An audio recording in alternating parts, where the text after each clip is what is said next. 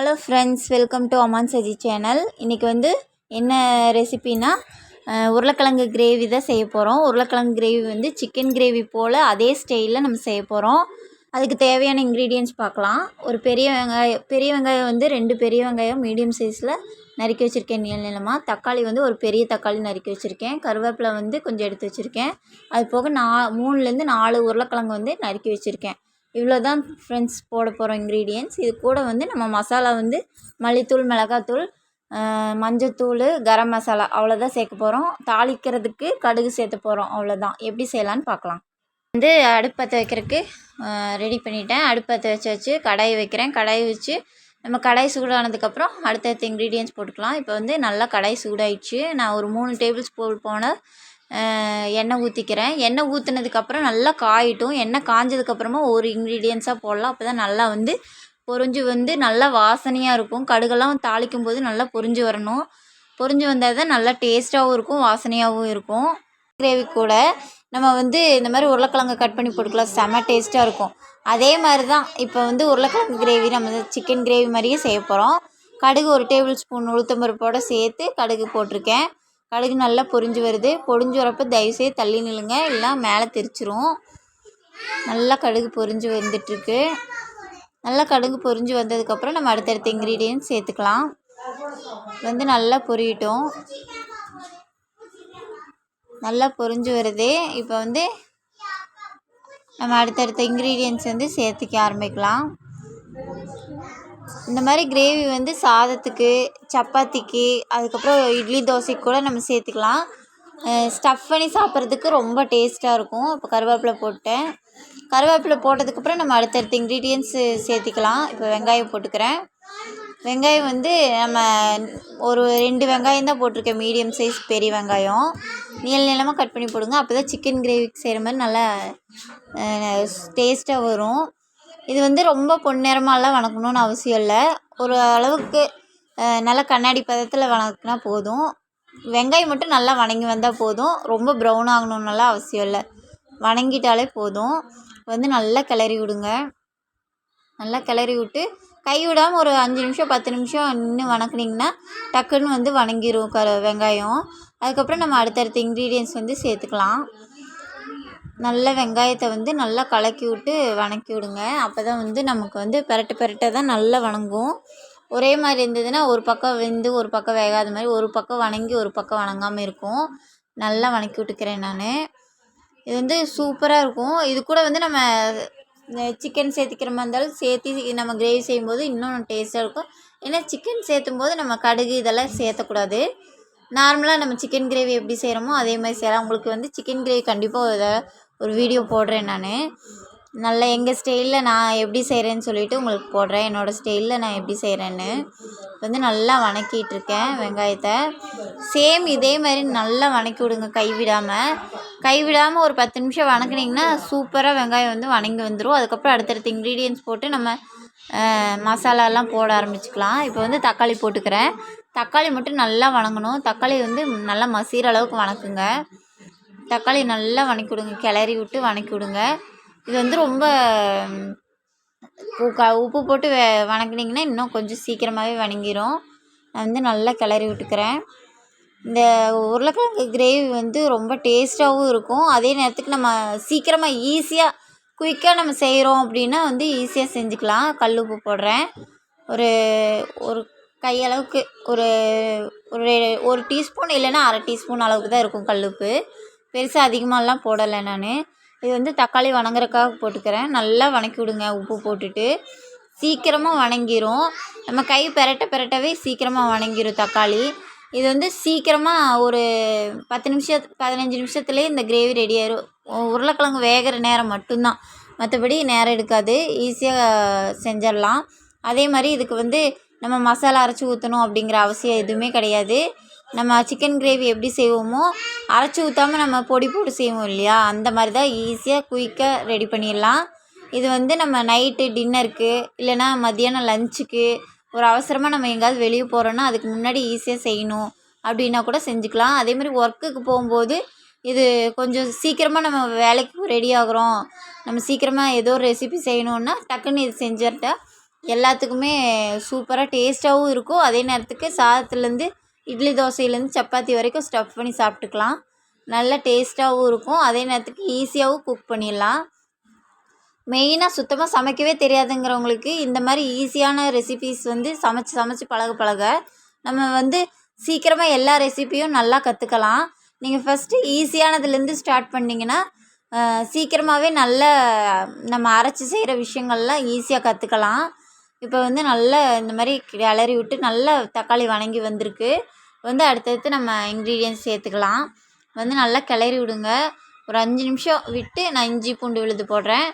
இஞ்சி பூண்டு விழுது வந்து கண்டிப்பாக சேர்த்துக்கோங்க. ஏன்னா நம்ம வந்து உருளைக்கிழங்கு வாயு இல்லையா, அதனால் வந்து இந்த கேஸ் ட்ரபிள் ப்ராப்ளம் எல்லாம் வரக்கூடாது. இஞ்சி பூண்டு நீங்கள் சேர்த்துக்கிட்டிங்கன்னா நல்ல ஜீரண சக்தி ஆகும். கொஞ்சம் கூட நமக்கு வந்து உருளைக்கிழங்கு கேஸ் வந்து இதாகாது, நல்ல ஜீரணமாகும். எந்த ஒரு கேஸ் ட்ரபிள் ப்ராப்ளமும் வராது. ரொம்ப நல்லது உடம்பு. இஞ்சி பூண்டு விழுது வந்து ரொம்ப நல்லது, சேர்த்துக்கோங்க கண்டிப்பாக. இது நல்லா ஆட் பண்ணிவிட்டு ஒரு ஏன்னா நான் வந்து ஒரு 3லேருந்து 4 உருளைக்கிழங்கு தான் போட்டிருக்கேன். கிரேவி வந்து அளவாக செய்கிறதுனால நான் வந்து 1 டேபிள் ஸ்பூன் இஞ்சி பூண்டு விழுது போட்டிருக்கேன். கிரேவி அதிகமாக செய்கிறீங்க அப்படின்னா வந்து நீங்கள் இன்னும் கொஞ்சம் சேர்த்துக்கோங்க. ஒரு 1/4 டீஸ்பூன் போல் மஞ்சத்தூள் சேர்த்துக்கோங்க. அதிகம் சேர்த்த வேண்டாம். அதிகம் சேர்த்துனா மஞ்சளாக ரொம்ப மஞ்சளோட கலர் தான் அதிகமாக இருக்கும். அதனால் வந்து ஒரு 1/4 டீஸ்பூன் அளவு தான் நான் சேர்க்குறேன். நல்லா சிக்கன் கிரேவி மாதிரி நல்லா வரணும் இல்லையா, அந்த மாதிரி செய்கிறேன். 1 டேபிள் ஸ்பூன், அதாவது 3/4 டேபிள் ஸ்பூன்லேருந்து 1 டேபிள் ஸ்பூன் வரைக்கும் நான் மிளகாத்தூள் போடுறேன். உங்கள் காரத்துக்கு என்ன அளவு மிளகாத்தூள் சேர்த்தணுமோ அந்த அளவுக்கு சேர்த்துக்கோங்க. என் காரத்துக்கு நான் வந்து 1 டேபிள் ஸ்பூன் போட்டிருக்கேன். அது கூட வந்து நம்ம மல்லித்தூள் சேர்த்துக்கலாம். மல்லித்தூள் வந்து 1 டேபிள் ஸ்பூன்லேருந்து இப்போ நம்ம 1 டேபிள் ஸ்பூன் மிளகாத்தூள் சேர்த்துனோம்னா 1லேருந்து 1.5 வரைக்கும் நம்ம வந்து மல்லித்தூள் சேர்த்துக்கலாம். அப்போ தான் வந்து நல்லா பேலன்சிங்காக இருக்கும். வந்து 1.5 டேபிள் ஸ்பூன் நான் சேர்த்துருக்கேன். கூட வந்து நம்ம கரம் மசாலா, நான் வந்து உங்களுக்கு தெரியும் ஆல்ரெடி அரைச்சி வீட்லேயே நான் அரைச்சிக்குவேன். அந்த மாதிரி அரைச்சி வச்ச மசாலா தான் நான் யூஸ் பண்ணுறேன். கரம் மசாலா, பிரியாணி மசாலா, இல்லைன்னா வந்து நீங்கள் சிக்கன் மசாலா, அந்த மாதிரி எந்த மசாலா வச்சுருந்தீங்கனாலும் இது கூட கண்டிப்பாக சேர்த்துக்கோங்க. நீங்கள் சிக்கன் கிரேவி செய்கிறதுக்காக சேர்த்துக்குவீங்க இல்லையா கரம் மசாலா, அந்த மசாலா வந்து கூட ஒரு 1/2 டேபிள் ஸ்பூன் போல் போடுங்க, போதும். ரொம்ப கரெக்டான அளவு அது. அதுக்கு மேலே போட்டிங்கன்னா ரொம்ப கிரேவி வந்து வாசனை ஜாஸ்தியாக இருக்கிற மாதிரி இருக்கும். 1/2 டேபிள் ஸ்பூன் போட்டிங்கனாலே இந்த கிரேவி கரெக்டாக இருக்கும். நான் 1/2 டேபிள் ஸ்பூன் தான் போட்டிருக்கேன். நல்லா கிளறி விடுங்க. இந்த மசாலா வந்து 2 பெரட்டுனா போதும். அதுக்கப்புறம் நம்ம வந்து உருளைக்கிழங்கு போட்டுக்கலாம். நான் வந்து 2 பெரட்டிட்டு உருளைக்கிழங்கு போட்டுக்கிட்டேன். இப்போ வந்து நல்லா உருளைக்கிழங்கு வந்து அந்த மசாலாவில் மிக்ஸ் ஆகிற அளவுக்கு நல்லா கிளறி விடுங்க. நல்லா கிளறி விட்டு நம்ம வந்து ஒரு 5 நிமிஷம் அதுலேயே வணக்கிக்கலாம். அப்போ தான் அந்த மசாலா வந்து அந்த உருளைக்கிழங்கு கூட நல்லா மிக்ஸ் ஆகும். மிக்ஸ் ஆகும்போது என்ன ஆகும்னு கேட்டிங்கன்னா ஈஸியாக வந்து நமக்கு உருளைக்கிழங்குல வந்து அந்த மசாலாவோட தன்மை வந்து பிடிச்சிக்கும். அப்போ தான் நமக்கு கிரேவி நல்லா டேஸ்ட்டாக இருக்கும். ஏற்கனவே வந்து நீங்கள் உருளைக்கிழங்கு சமைக்கும்போது உருளைக்கிழங்குல ஒரு நல்ல டேஸ்ட் இருக்கும். அது கூட இந்த மசாலாலாம் ஆட் ஆகும்போது அந்த கிரேவி ரொம்பவும் டேஸ்ட்டாகவும் ரொம்ப உடம்புக்கு நல்லதாகவும் அமையும். நீங்கள் வந்து கண்டிப்பாக இதை ட்ரை பண்ணுங்கள். இந்த கிரேவி வந்து ஈஸியாக செஞ்சிடலாம், ரொம்ப லேட் ஆகாது. அதே மாதிரி ரொம்ப பெரிய அதை போடணும் இதை போடணும்னு எந்த ஒரு கன்ஃபியூஷனும் இருக்காது. ஈஸியாக மல்லித்தூள், மிளகாத்தூள், மஞ்சத்தூள், கொஞ்சம் கரம் மசாலா, வெங்காயம், தக்காளி, அதை அவ்வளோதான். கருவேப்பிலை, நம்ம தாளிக்கிற பொருள் சேர்த்துக்க போகிறோம். அப்புறம் வெங்காயம், தக்காளி சேர்த்துக்க போகிறோம். இஞ்சி பூண்டு விழுது சேர்த்துக்க போகிறோம். அப்புறம் மஞ்சத்தூள், மல்லித்தூள், காரத்துக்கு மிளகாத்தூள், அவ்வளோதான். அது கூட வந்து வாசனைக்காக கரம் மசாலா சேர்த்துக்க போகிறோம். இது தவிர நம்ம வேறு எதுவும் சேர்த்துக்க போகிறதில்ல. ரொம்ப சிம்பிளாக ஈஸியாக செய்கிற ரெசிபி தான். கண்டிப்பாக சுத்தமாக சமையலே செய்ய தெரியலங்கிறவங்க கூட கண்டிப்பாக இது ட்ரை பண்ணலாம். ஈஸியாகவும் செய்யலாம், டேஸ்ட்டாகவும் வரும். எப்படி வருமோன்னு சொல்லி பயந்துக்க தேவையே இல்லை. ரொம்ப சிம்பிளான ஸ்டெப்ஸில் ஈஸியாக டேஸ்டியாக சமைச்சிடலாம். இது மாதிரி ஈஸியாக சமைக்க வேண்டிய ரெசிபிஸ் எல்லாம் நீங்கள் ட்ரை பண்ணி பார்த்தீங்கனாலே போதும். நம்ம வந்து ஈஸியாக சமையல் கற்றுக்கலாம். வந்து நல்லா ஹை ஃப்ளேமில் வச்சு நான் மூடி வைக்கிறேன். இப்போ வந்து மூடி வச்சு ஒரு 5 நிமிஷம் ஆயிடுச்சு. ஓப்பன் பண்ணி பார்க்கலாம். இப்போ பார்த்திங்கன்னா நல்லா கிரேவி வந்து தண்ணி வந்து ஒரு அளவுக்கு கொதித்து வந்து இப்போ குறைஞ்சிட்ருக்குது. இப்போ வந்து உருளைக்கிழங்கு வந்து நல்லா வெந்துட்டுருக்குது. ஒரு 3/4 வேக்காடு, அரை வேக்காட்லேருந்து ஒரு 3/4 வேக்காடு வந்துருச்சு. ஃபைனலாக வந்து நமக்கு வந்து நல்லா கிரேவி திக்காகணும். நல்லா தண்ணி வந்து ட்ரை ஆனால் தான் நமக்கு வந்து கிரேவி ரெடி ஆகும். வந்து நல்லா கிளறி விட்டுட்டு இப்போ வந்து அடிக்கடி செக் பண்ணிக்கோங்க எப்போவுமே. வேக வைக்கும்போது கொஞ்சம் டைம் எடுக்கும். இந்த தண்ணி ட்ரை ஆகி அந்த உருளைக்கிழங்கு வேகிறதுக்கு மட்டும்தான் டைம் எடுக்கும். மற்றபடி எந்த ஒரு டைமும் ஆகாது. ஈஸியாக செஞ்சிடலாம். அதுவும் உருளைக்கிழங்கு வந்து ரொம்ப லேட்டாக வேகுன்ட்டுலாம் கிடையவே கிடையாது. ஒரு 10 நிமிஷம் தொடர்ந்து மூடி வச்சு வேக வச்சிங்கன்னா ஈஸியாக வெந்துடும். இப்போ வந்து வெந்துருச்சு. அந்த கிரேவி மட்டும் நமக்கு கெட்டியாக கிடச்சா போதும். இப்போ வந்து தண்ணி ட்ரை ஆகிட்டுக்குது. கொஞ்சம் கொஞ்சமாக இதாகுது. இப்போ வந்து நல்லா 3/4 பங்குலேருந்து முழு பங்கு வேக்காடு வந்துருச்சு. இது வந்து உருளைக்கிழங்கு வந்து அவ்வளோ சீக்கிரம் குலையாது. டக்குன்னு உடஞ்சிரும் குழஞ்சிருன்ட்டெல்லாம் கிடையவே கிடையாது. அது கல் மாதிரி அப்படியே இருக்கும். ஆனால் வந்து வெந்து பூ போல் இருக்கும். நீங்கள் வந்து அந்த அளவுக்கு வந்து பார்க்குறக்கு நமக்கு வந்து கல் மாதிரி இருக்க மாதிரி அப்படியே போட்டபடி இருக்கிற மாதிரி இருக்கும். ஆனால் வந்து பூ போல் வெந்திருக்கும் உருளைக்கிழங்கு. அந்த அளவுக்கு வந்து கிரேவி டேஸ்ட்டாகவும், இப்போ சிக்கன் பீஸ் போட்டோம்னா உடையாமல் இருந்தால் எவ்வளோ நல்லாயிருக்கும், அந்த மாதிரி சூப்பராக இருக்கும். அதே மாதிரி டேஸ்ட்டாகவும் இருக்கும். நீங்கள் சிக்கன் கிரேவி செய்யும்போது கண்டிப்பாக உருளைக்கிழங்கு வந்து கூட சேர்த்து பாருங்கள். சிக்கனோட அந்த உருளைக்கிழங்கு சேரும்போது இன்னும் நல்லா டேஸ்ட்டாக இருக்கும். இப்போ வந்து நல்லா வந்து கிளறி விட்டுக்கிறேன். இப்போ வந்து உப்பு வந்து இப்போ செக் பண்ணிக்கோங்க. ஏன்னா லாஸ்ட்டு வேக்காடு இல்லையா? இப்போ வந்து உப்பு கரெக்டாக இருக்கான்னு செக் பண்ணிவிட்டு உப்பு சேர்த்துக்கோங்க. நான் வந்து கரெக்டாக இருக்கான்னு பார்த்து கொஞ்சம் பத்தலை, அதனால் உப்பு சேர்த்துருக்கேன். நீங்கள் செக் பண்ணிவிட்டு உப்பு சேர்த்துங்க. கொஞ்சம் கூட அதிகமாகிடுச்சுன்னா நம்ம ட்ரை ஆனதுக்கப்புறம் மசாலா வந்து உப்பு ஜாஸ்தி ஆகிடுச்சுன்னா ஒன்றுமே பண்ண முடியாது. அதுக்கப்புறம் நம்ம தேவையில்லாமல் தேங்காயெல்லாம் அரைச்சி ஊற்ற வேண்டியதாகும். அது வந்து வேண்டாம். உப்பு செக் பண்ணதுக்கப்புறமா உப்பு சேர்த்துக்கோங்க. அவ்வளோதான் ஃப்ரெண்ட்ஸ், கிரேவி ரெடி ஆயிடுச்சு. வந்து கொத்தமல்லி தழை போட்டு நம்ம இறக்கிக்கலாம். கொத்தமல்லி தழை போட்டு ஒரு கிளறி விட்டுக்கோங்க. கிளறி விட்டு ஒரு 5 மினிட்ஸ் அதில் வந்து கொதிச்சதுன்னா அந்த கொத்தமல்லியோட வாசனை ஃபுல்லாக வந்து அந்த கிரேவியில் இறங்கிரும். சூப்பரான உருளைக்கிழங்கு கிரேவி தயாராகிட்டு. இந்த மாதிரி கண்டிப்பாக ட்ரை பண்ணுங்கள். ஈஸியான ரெசிபீஸ் தான் நம்ம சேனலில் வந்து அதிகமாக அப்லோட் பண்ணிகிட்ருக்கேன்.